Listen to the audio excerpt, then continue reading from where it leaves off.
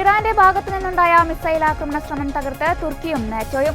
തിങ്കളാഴ്ച തുർക്കിയിലെ ഷാഹിൻ ബേ ജില്ലയിൽ ലക്ഷ്യമാക്കിയെത്തിയ ബാലിസ്റ്റിക് മിസൈൽ നാറ്റോയുടെ വ്യോമപ്രതിരോധ സംവിധാനം വിജയകരമായി തടഞ്ഞു.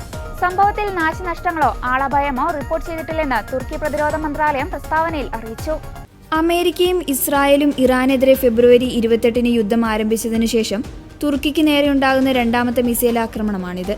മേഖലയിൽ കൂടുതൽ പ്രകോപനങ്ങളിൽ നിന്ന് ഇറാൻ പിന്തിരിയണമെന്നും സാധാരണക്കാരുടെ ജീവൻ അപകടത്തിലാക്കുന്ന നടപടികൾ ഒഴിവാക്കണമെന്നും തുർക്കി പ്രതിരോധ മന്ത്രാലയം ആവശ്യപ്പെട്ടു. എല്ലാ സഖ്യകക്ഷികളെയും ഭീഷണികളിൽ നിന്ന് സംരക്ഷിക്കാൻ നാറ്റോ പ്രതിജ്ഞാബദ്ധമാണെന്ന് നാറ്റോ വക്താവ് ആസ്ലിൻ ഹാർട്ട് എക്സിൽ കുറിച്ചു. അതേസമയം തുർക്കിയുമായി അടുത്ത ബന്ധം നിലനിർത്താൻ താൽപ്പര്യമുണ്ടെന്ന് ഇറാൻ പ്രസിഡന്റ് മസൂദ് പെസഷ്കിയാൻ തുർക്കി പ്രസിഡന്റിനോട് പറഞ്ഞു. തുർക്കിക്ക് നേരെ തങ്ങൾ ആക്രമണം നടത്തിയിട്ടില്ലെന്നാണ് ഇറാൻ വാദം. മിസൈൽ ആക്രമണം അന്വേഷിക്കാൻ ഒരു സംയുക്ത സംഘം രൂപീകരിക്കാൻ തയ്യാറാണെന്ന് ഇറാൻ അറിയിച്ചു.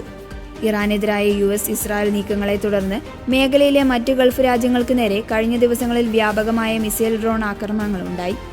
അമേരിക്കയുമായും സഖ്യകക്ഷികളുമായും ദീർഘകാല യുദ്ധത്തിന് ഇറാൻ സജ്ജമാണെന്നും നിലവിൽ നയതന്ത്ര ചർച്ചകൾക്ക് യാതൊരു പ്രസക്തിയുമില്ല എന്നും ഇറാൻ പരമോന്നത നേതാവിന്റെ വിദേശനയ ഉപദേഷ്ടാവ് കമാൽ കറാക്സി പ്രഖ്യാപിച്ചു.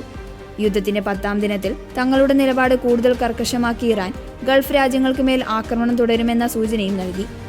അമേരിക്കൻ പ്രസിഡന്റ് ഡൊണാൾഡ് ട്രംപിനെ യുദ്ധത്തിൽ നിന്ന് പിന്തിരിപ്പിക്കാൻ ഗൾഫ് രാജ്യങ്ങൾ സമ്മർദ്ദം ചെലുത്തണമെന്നും സാമ്പത്തികമായി ആഘാതങ്ങളുടെ മാത്രമേ ഈ പോരാട്ടം അവസാനിപ്പിക്കൂ എന്നും ടെഹ്റാനിൽ നൽകിയ പ്രത്യേക അഭിമുഖത്തിൽ കറാസി വ്യക്തമാക്കി.